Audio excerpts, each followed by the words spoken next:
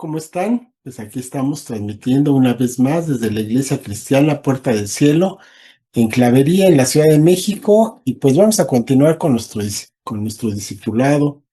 La clase pasada estábamos hablando, pues, de la cruz, ¿verdad? Estuvimos hablando acerca de la crucifixión del Señor, y específicamente hablamos de las famosas 7 palabras que dice el Señor Jesús en la cruz. Y bueno, pues hoy vamos a continuar acerca de este estudio que estamos haciendo de este momento tan terrible, pero tan importante para la vida de cada uno de nosotros, los que creemos en nuestro Señor Jesucristo. Claro, y quienes lo seguimos y quienes nos identificamos con él para que, pues, más bien para que podamos identificarnos en este punto también, vamos a ver los sufrimientos de Cristo que se manifestaron en 3 niveles. Se manifestaron en el nivel físico. Sabemos que la carne fue, castigado el pecado, ahí en la carne, ¿no? Fue castigado el pecado de todos nosotros, eh, esa naturaleza que el Señor recibió al nacer hombre, al hacerse hombre, esa naturaleza humana en lo físico, en su cuerpo, fue sometida a los tormentos, a todos esos tormentos que tuvo. Y pues también lo vemos en el nivel moral, en el nivel del alma, con una intensidad tremenda, tremenda, porque pues cualquiera de nosotros que ha vivido burlas o que ha vivido traiciones o que ha vivido pues toda clase de mentiras que se han dicho en contra nuestra, pues es algo que afecta directamente al alma, al nivel más íntimo y más personal. Sabemos que ahí es donde el enemigo ataca principalmente y bueno, pues es donde nos desanimamos, donde perdemos la fe muchas veces a causa de estos ataques y pues el Señor sufrió pues mucho más que todo esto que puedo decir, y a causa de los desprecios y sobre todo la traición de todos aquellos que recibieron los beneficios. ¿Cuántas veces pues podemos verlo como padres que intentamos dar lo mejor de nosotros y pues no recibimos eso, sino desprecio, quizá alguna situación que nos lastima profundamente cuando sabemos que hemos tratado de hacer, pues, lo mejor. Quizá no somos perfectos, pero, pues, el Señor Jesús, siendo quien era, sufrió todo esto, ¿no? De una manera injusta. Todas esas acusaciones que recibió, que fueron contra él, fueron completamente injustas. Eh, su mensaje fue incomprendido, su mensaje fue tergiversado. eh, pues sí, como decir, ¿quién ha oído nuestro anuncio, no? De alguna manera. Y pues, sobre todo a nivel espiritual, fueron los sufrimientos más intensos que pudo tener, que superan a los morales y a los físicos. El- esa, esa experiencia que tuvo profetizada ya por David, que vimos en el Salmo 22, cuando dice, Dios mío, ¿por qué me has abandonado? Ujú. Así es, y bueno, vamos a empezar a ver con más detenimiento esos sufrimientos del Señor, y para esto vamos a estar checando Marcos del 14:53 al 15:47. Sí, me parece que sí es Marcos, no lo noté, pero sí. Ujú. Entonces dice, la agonía del Señor en el huerto de Getsemaní, para empezar, enseña las consecuencias que produce el pecado, ¿verdad? Entonces, todo comenzó cuando el Señor va ahí a este huerto, a este lugar donde ya había ido en varias ocasiones con sus discípulos. Cuando se encuentra en este lugar, y entonces ahí empieza pues lo que vendría siendo los sufrimientos del mundo sobre su propia carne, sobre su propia vida, porque Él fue hecho maldición por cada uno de nosotros, por cada creyente. Para que nosotros podamos recibir la bendición, fue necesario que se pagara un precio, y ese precio fue esta maldición que recibió el Señor Jesús a partir de este momento. Dice Gálatas 3, 13 y 14, Cristo nos redimió de la maldición de la ley, hecho por nosotros maldición, porque está escrito maldito todo el que es colgado de un madero, para que en Cristo Jesús la bendición de Abraham alcanzase a los gentiles a fin de que por la fe recibiésemos la promesa del Espíritu. ¿Verdad? Entonces aquí tenemos que considerar, que darle el peso adecuado a lo que es el pecado. Muchas veces como que lo tomamos un poquito a la ligera. Es más, en este mundo actual, hablar de pecado, dices pecado en voz alta en algún lugar y todo el mundo te voltea a ver como qué le pasa a este, porque ya no se habla acerca del pecado, ¿verdad? Entonces, hablar del pecado es algo que es ya inconcebible en muchos lugares, en muchos círculos, y nosotros mismos a veces no le damos el peso, la importancia que esto tiene. Debemos darle el peso al pecado en razón de lo que se pagó por él. Si realmente el pecado no fuera algo muy terrible, si no causara realmente la muerte de cada uno de nosotros, entonces no habría sido necesario tanto sufrimiento de parte del Señor Jesús. Hubiera sido algo mucho más ligero, algo mucho más leve. Sin embargo, si se llegó a este nivel de sufrimiento, a este nivel de dolor, es porque el pecado es tan grave que fue necesario que pasara todo esto, ¿verdad? Entonces, tenemos que pensar esto, que el Señor Jesús no sufrió en vano, sino que sufrió lo que sufrió porque era el pago necesario para que nosotros fuéramos librados de la muerte, de ese castigo que el Señor Jesús recibió. Él lo recibió por nosotros, pero nosotros somos los que deberíamos haber estado en ese lugar, en esa condición. Dice Filipenses 2, del 5 al 8, haya pues en ustedes este sentir que hubo también en Cristo Jesús, el cual, siendo en forma de Dios, no estimó el ser igual a Dios como cosa que aferrarse, sino que se despojó a sí mismo, tomando forma de siervo, hecho semejante a los hombres, y estando en la condición de hombre, se humilló a sí mismo, haciéndose obediente hasta la muerte y muerte de cruz. ¿Verdad? Entonces el Señor Jesús sufrió todo esto, se despojó de su gloria, se despojó de su condición de creador para convertirse en Salvador, sabiendo que Él tendría que hacer el pago por el pecado de todos nosotros. Qué cosa más tremenda, ¿verdad? Nos hace recordar cada vez que vemos esto, pues nos hace recordar aquello que se encuentra en el Evangelio de Juan, ¿verdad? De que de tal manera amó Dios al mundo, realmente nos amó tanto que entregó a su Hijo Jesucristo para que sufriera él el pecado, perdón, el castigo que nos correspondía a cada uno de nosotros por amor, sin esperar nada acá. Ujú. Y bueno, pues podemos también entonces ir a ese lugar, a ese Getsemaní, que pues para recibir ahí la visión de lo que el Señor vivió y que podamos nosotros tener un consuelo para nuestra vida, porque es para nosotros una medicina para nuestros dolores, para nuestras penas. ¿Por qué será una medicina? Porque cualquier situación en la vida que podamos pasar nunca se va a comparar con lo que vivió el Señor, nunca va a superar la experiencia que vivió nuestro Señor Jesucristo.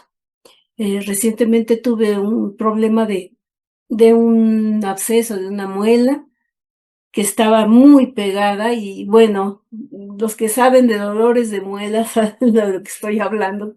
Es el más reciente, yo creo que puede haber otros dolores más tremendos, pero yo creo que el más reciente y el más doloroso es el que he vivido y mientras sentía los martillazos, estaba pensando en los martillazos que recibió el Señor Jesús y me decía a mí misma, no se puede comparar lo que tú sufriste, Señor. No se puede comparar. Claro que estaba sufriendo horriblemente y llorando terriblemente, pero nada de lo que nosotros podamos vivir se puede comparar a la experiencia que vivió nuestro Señor Jesús. En medio de estas penas, en medio de todos estos dolores, podemos ver al Señor caminando en esa misma senda y yendo aún más allá. Él dice que no podemos ser mayor que nuestro Señor, ¿no? En Juan 13:16 nos dice, de cierto les digo, el siervo no es mayor que su Señor, ni el enviado es mayor que el que le envió. Entonces ahí podemos mirar a Getsemaní. En el versículo 15-20 nos dice, acordaos de la palabra que yo os he dicho, el siervo no es mayor que su Señor. Si a mí me han perseguido, también a vosotros os perseguirán. Si han guardado mi palabra, también guardarán la vuestra. Y esto pues nos enseña mucho, porque pues vamos a recibir rechazo constantemente. Vamos a recibir con ese rechazo, la negación ante el mensaje de Jesús, del Evangelio, y por otro lado también habrá quien lo reciba. Y pues esto lo tenemos que entender que no todo el mundo va a recibirlo bien y que habrá quien sí lo reciba, quien lo necesite y lo reciba bien. Y también evitar ese pensamiento que tenemos incorrecto de que no, el que si tenemos a Cristo no podemos estar tristes, ¿no? Escuchamos los saludos y decimos, hola hermano, ¿cómo te va? En victoria, hermano, en victoria. Y muchas veces pues no estamos diciendo la verdad. Podemos estar tristes, por supuesto que podemos estar tristes. No es una prohibición, porque el Señor mismo pues estuvo triste, ¿no? Pero por otro lado, podemos sentir gozo en la prueba. Podemos sentir gozo en la prueba. El mismo Pablo, el apóstol Pablo, lo dice en Colosenses 1:24, dice, ahora me gozo en lo que padezco por ustedes y cumplo en mi carne lo que falta de las aflicciones de Cristo por su cuerpo, que es la iglesia. Y esto a mí me ha intrigado muchísimo, me cuesta mucho trabajo porque digo, bueno, entonces que no fue suficiente el sacrificio de Jesucristo para que nosotros no tengamos que pasar por tantas cosas. Sin embargo, pues estos sufrimientos de Cristo, por supuesto que fueron suficientes para nuestra redención. Sin embargo, en lo que se refiere a completar lo que falta, es porque nosotros seguimos haciendo la obra de nuestro Señor Jesucristo aquí en la tierra como cuerpo de Cristo y que definitivamente pues nos ha dicho que en el mundo vamos a tener aflicciones y pues los estamos viviendo y las estamos viviendo mientras, sobre todo, ¿no? Porque formamos parte de esa historia de los hechos en los que se sigue haciendo historia para proclamar el Evangelio. Entonces, seguramente todos vamos a pasar por muchas tribulaciones, pero podemos verlo desde el punto de vista de Pablo y gozarnos en ello cuando se trata por causa del Evangelio, ¿verdad? El apóstol Pablo lo ve como un servicio por el bien de la iglesia. O sea, decía, bueno, pues no importa que me esté pasando todo esto, pero si vemos crecer, ¿no? Si vemos crecer a la iglesia, pues eso nos trae una satisfacción, ¿no? Todos esos pequeños o grandes sacrificios que podamos hacer en función o por bien de la iglesia, pues están hechos como sacrificio, pero con gozo, porque es para el bien de la iglesia, para darles la seguridad, la comodidad, la instrucción.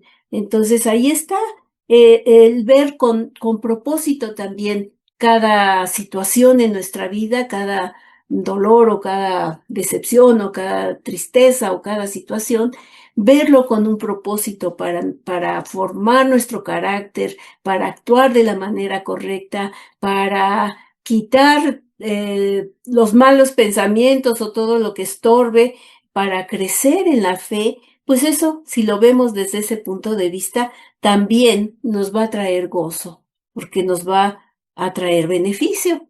Viéndolo de esa manera, pues entonces vamos a recibir las cosas, ¿no? Todo lo que venga. Nuestras propias dificultades, entonces, participan con Cristo.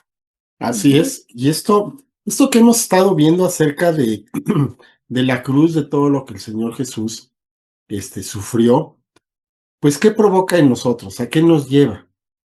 Ok, ya vi todo esto, ya vi que ya lo entendí, que es por mí, que lo sufrió por mí, y entonces, ¿eso qué provoca en mí?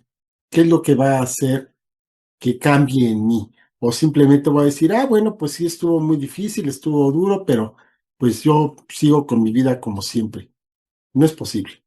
Si realmente entendemos la dimensión de lo que hemos sido salvados a través de este sacrificio, entonces eso nos lleva a tener una,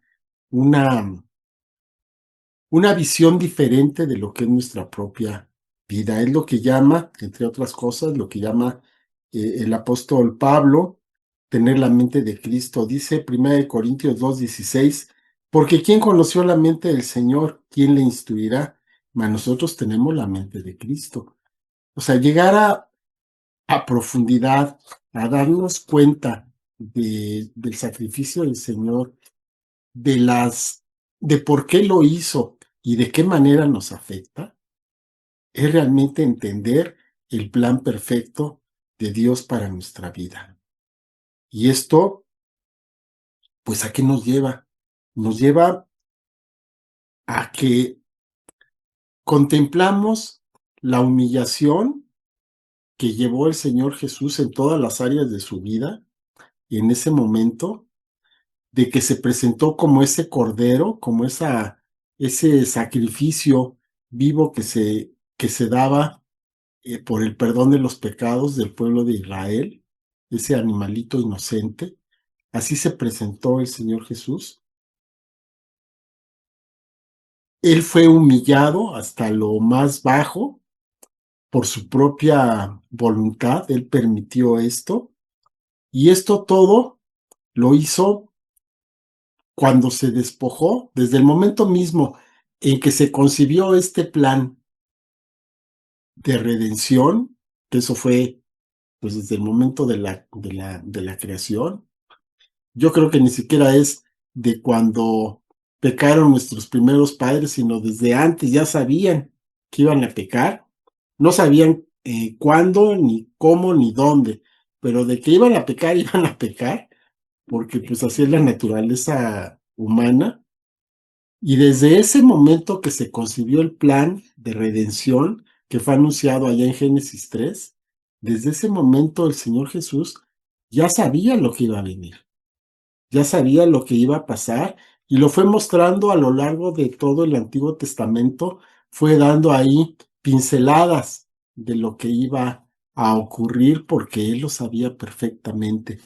Recordemos que pues para Dios no hay tiempo.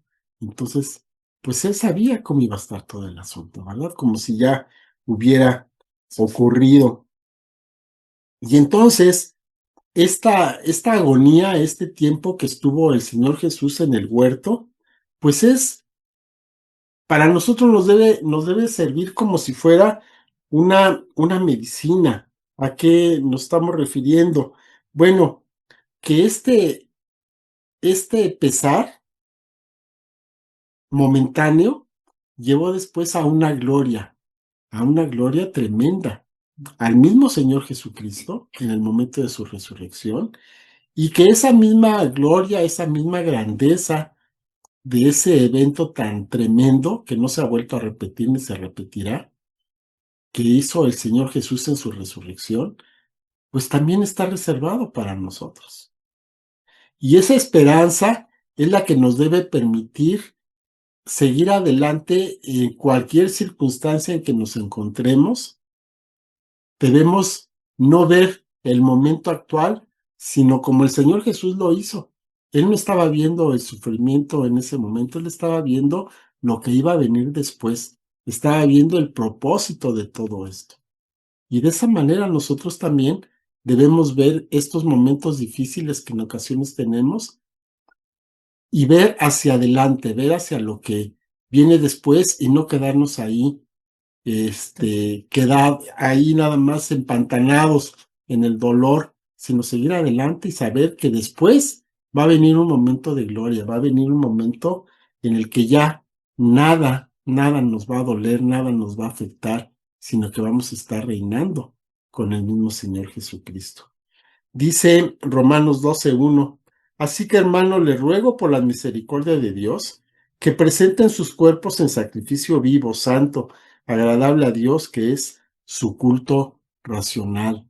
El Señor Jesús entregó su cuerpo al dolor, al sufrimiento, a la agonía. Nosotros también se nos pide que entreguemos nuestro cuerpo, pero no a no a ese sufrimiento, sino simplemente a presentarnos en santidad delante de nuestro Dios. Si hacemos la comparación, no, bueno, pues no nos está pidiendo nada, porque la santidad no duele. Lo único que pasa es de que, pues sí, se priva uno de algunas cosas, de algunas tentaciones que el mundo puede ofrecer, pero viéndolas en perspectiva, viéndolas en eternidad, pues realmente no nos está pidiendo nada el Señor Jesús. Y esto es lo que nos debe confortar, esto es lo que nos debe mantener realmente alertas, listos para todo lo que el Señor tenga para nuestros momentos difíciles, que a veces los vamos a tener, por supuesto, pero después viene una recompensa mucho más grande que cualquier problema que podamos tener. Esta momentánea tribulación, como decía el Señor, como decía el apóstol Pablo, ¿no? Siempre vamos a tener esta esperanza de que las cosas van a mejorar, porque realmente van a mejorar. En esta vida no vamos a estar así para siempre, esto es momentáneo nada más. Bueno, pues vamos a ver un texto que constituye un desafío, es un desafío personal, sin que lo vayamos a malinterpretar, ¿no? En 2 Corintios 8:9 nos dice la palabra, porque ya conocéis la gracia de nuestro Señor Jesucristo, que por amor a ustedes se hizo pobre, siendo rico, para que ustedes con su pobreza fueran enriquecidos. Y bueno, pues aquí no vamos a hablar de la cuestión económica o las finanzas o la prosperidad, ¿verdad? No se trata de eso. Ha sido tanto lo que el Señor nos dio a cambio de nuestra pobreza espiritual, de nuestra incapacidad de acercarnos a Dios, que Él se hizo hombre, se hizo pobre, se hizo hombre como nosotros, lleno de necesidades y tantas cosas, ¿no? Para que nosotros fuésemos enriquecidos con todo lo que su sacrificio trajo a nuestra vida. Esa cruz es para nosotros la suprema gloria de cada uno de nosotros los creyentes. Es la cruz de Cristo, ese sacrificio. Ahí debemos de hacer una síntesis de todo lo que representa el sacrificio de Jesucristo, su venida a la tierra, su vida, el evangelio, todo se concentra en esa cruz. En Gálatas 6:14 nos dice la palabra, pero lejos esté de mí gloriarme, sino en la cruz de nuestro Señor Jesucristo, porque en el mundo me es crucificado a mí y yo al mundo. ¿Qué es esto? Que ya no somos del mundo, que ya no pertenecemos, hemos sido crucificados al mundo y el mundo ya no nos pertenece, ya no pertenecemos a él, ya tenemos una ciudadanía en los cielos, tenemos un dueño, tenemos un reino al que pertenecemos y al que obedecemos. Esa es la idea, ¿no? Esa es la idea precisamente, pero aquí viene lo bueno. Así como el Señor Jesucristo no se quedó no se quedó en la cruz y no se quedó en el sepulcro. El Señor Jesucristo resucitó. Y de eso se trata todo. Todo absolutamente. Pablo lo dice, ¿no? Pues si el Señor no resucitó, entonces nosotros, ¿qué estamos haciendo? Estamos aquí nada más perdiendo el tiempo, estamos haciendo como que hacemos, pero en realidad todo esto carece de sentido. Y esto lo podemos ver, podemos un poquito imaginarnos lo que sintieron los apóstoles, los primeros discípulos, al darse cuenta de este hecho tan maravilloso que ellos mismos no alcanzaron a entenderlo, ni lo creían, ni lo creían a pesar de que el Señor Jesús ya había hablado de esto. De todos modos, no les pasaba por la mente porque no comprendían este hecho tan tremendo, tan maravilloso que iba a venir y que ellos fueron testigos presenciales. Vemos en Juan 20, 1 y 2, dice: el primer día de la semana, María Magdalena fue de mañana, siendo aún oscuro, al sepulcro, y vio quitada la piedra del sepulcro. Entonces corrió y fue a Simón Pedro y al otro discípulo, aquel al que amaba Jesús, y les dijo: se han llevado del sepulcro al Señor y no sabemos dónde le han puesto. Entonces María llega, ve la tumba abierta, ve que fue removida la piedra, una piedra de gran tamaño que ella no podía mover, por supuesto. Se asoma y ve que está vacía. Y en vez de pensar y de acordarse que el Señor ya había hablado de la resurrección, lo que hace es que corre a avisarle a los discípulos, no de que el Señor había resucitado, sino de que se habían robado el cuerpo. Fue tan impactante para su vida que yo creo que su propia mente bloqueó la posibilidad de que esto pudiera ocurrir. No estaba preparada. ¿Y quién podría haber estado preparado? ¿Quién podría estar preparado para algo tan tremendo? Porque no lo habían entendido, dice el verso 9, porque aún no habían entendido la escritura que era necesario que él resucitase de los muertos. Fueron, vieron que la tumba estaba vacía y más bien prefirieron, ahora sí que razonarlo y pensar, pues se robaron el cuerpo, a pensar si quieren la posibilidad de que el Señor hubiera resucitado. De hecho, si no se hubiera presentado el Señor Jesús, pues quién sabe qué hubiera pasado. Ellos hubieran corrido la voz de que se habían robado el cuerpo, seguramente. Por eso el Señor se tenía que haber aparecido a todos ellos, para que fueran testigos, para que lo vieran y para que lo creyeran. Porque muchas veces no creemos lo que nos dicen, sino que creemos lo que vemos, ¿verdad? Entonces el Señor se tenía que presentar delante de ellos para que entonces lo entendieran. Dice Marcos 16:11, ellos cuando oyeron que vivía y que había sido visto por ella, no lo creyeron. El Señor Jesús se aparece a María y María va, lo cuenta a los discípulos y los discípulos no le creen. Se los está diciendo María, que estuvo con ellos, que fue parte de todo este grupo de discípulos, que era una persona de confianza, vamos, había vivido con ellos durante un tiempo. Va y les dice: el Señor resucitó. Dice: no, eso no puede ser. No está dentro de lo lógico. Y a veces, pues nosotros estamos igual, ¿no? nos, nos, nos dan testimonio de cosas maravillosas del Señor y estamos ahí presentes, lo vemos y lo contamos a alguien más y te oye y dice: sí, está bonita tu historia, pero quién sabe, yo no creo que eso haya ocurrido. Y entonces nos quedamos como si no hubiera pasado nada. Pero ahora tenemos la certeza, tenemos la completa certidumbre de que el Señor ha resucitado, no solamente por lo que leemos en la palabra, que ya es bastante, sino además por el testimonio de lo que el Señor ha hecho en la vida de muchas personas a nuestro alrededor. Y a veces, todavía a veces por ahí, nos queda un poquito de duda de lo que realmente pudo haber pasado. Duros de corazón, como dice la palabra acerca de algunas personas que no vamos a mencionar, a veces nosotros nos comportamos de la misma manera. Y bueno, pues vamos a dejarlo aquí y tenemos aquí un poquito de pena de informarles que vamos a estar ausentes unas semanas, otras semanas. Vamos a estar ausentes 3 jueves, 2 domingos, porque vamos a salir de viaje. Entonces, no va a ser posible que estemos en esto.